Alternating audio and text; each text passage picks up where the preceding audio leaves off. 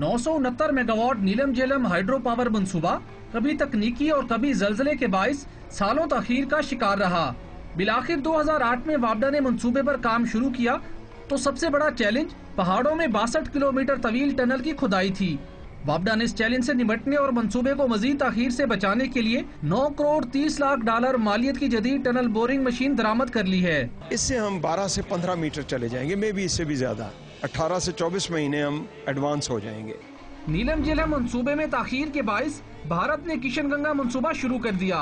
किशनगंगा मंसूबा मुकम्मल होने से पाकिस्तान को सालाना 14 करोड़ 10 लाख डॉलर का नुकसान होगा। वापडा हुकाम का कहना है कि किशनगंगा की तमीर से कब्ल नीलम झेलम मंसूबा मुकम्मल कर लिया जाएगा।